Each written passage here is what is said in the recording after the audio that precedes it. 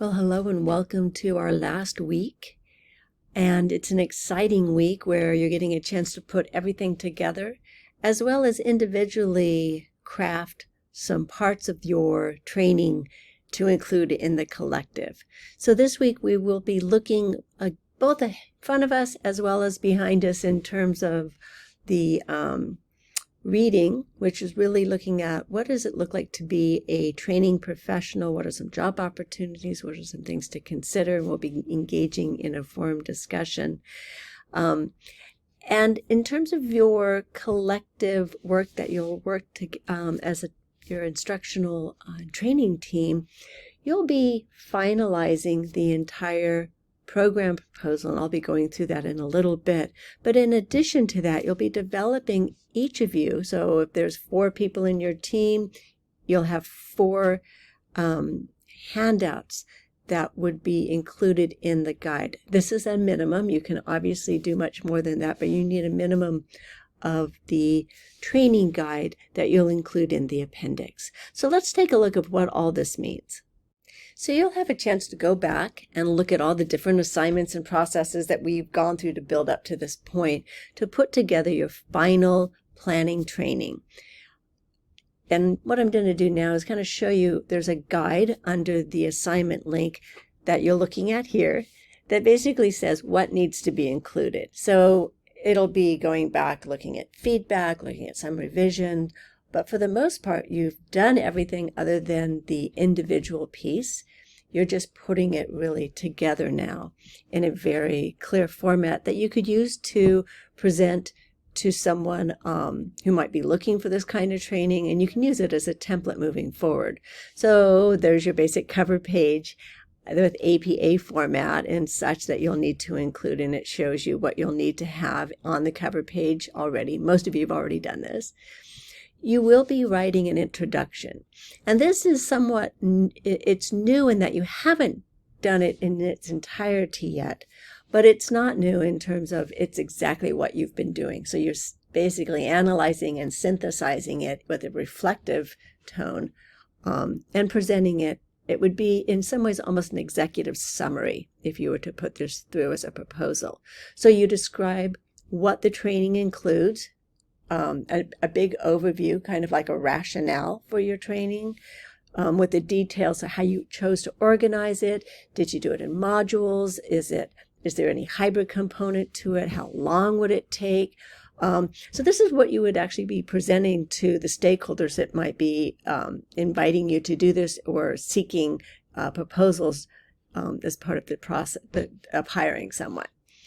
Also, what's your approach to the program development? So perhaps you took more of a holistic approach, or you're really looking at supporting a particular workforce need.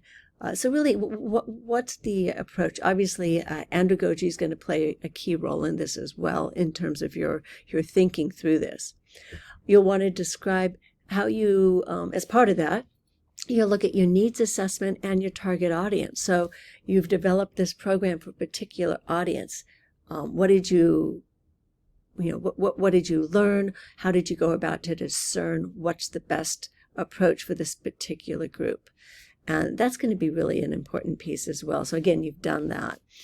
You'll be looking at how the learner's needs are addressed. So this is something I've asked you to do weekly. So it's really kind of pulling all that and synthesizing that together. The training goals that you've come and the outcomes, and really make sure that you define and clearly explain what those are.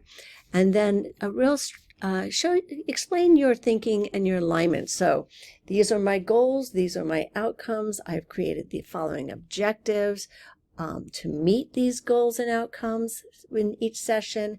And how are you attending to those transferable and workforce skills of 21st century and habits of mind? Where do they fit in this particular training model?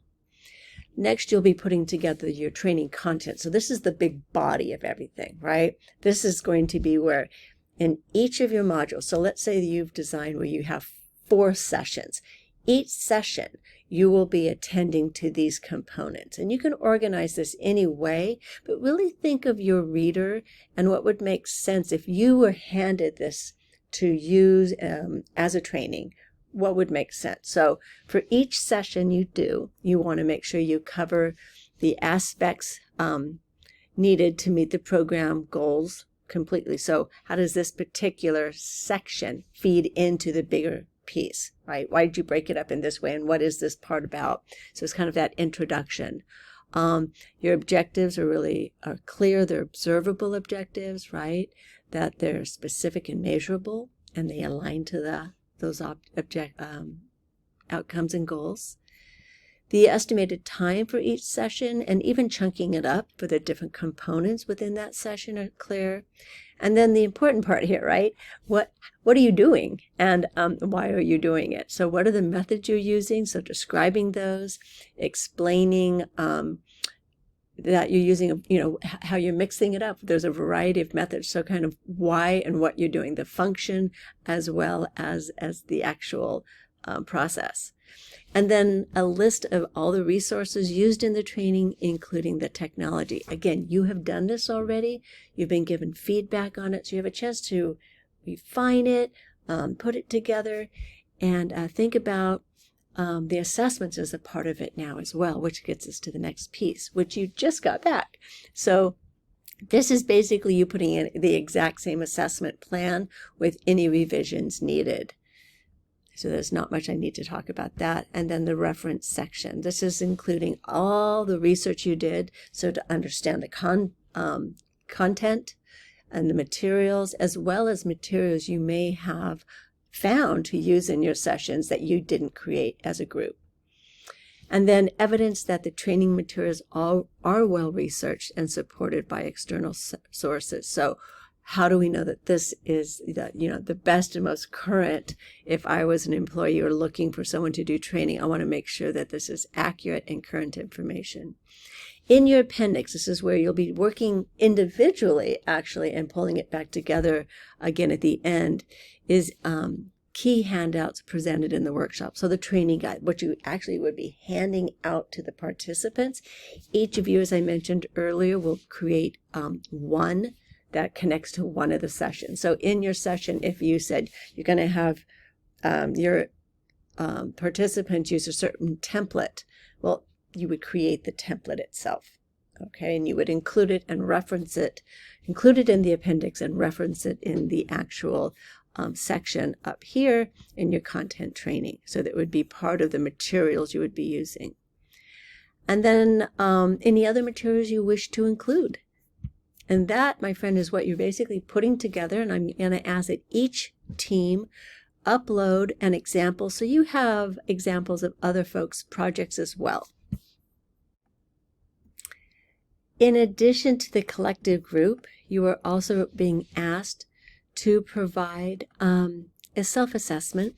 So just like you've done before, you'll take a quick self-assessment. It's just a multiple choice question, but you'll use that in your reflective essay. And this is your final reflective essay for the course that asks you to, it's about 2 pages long.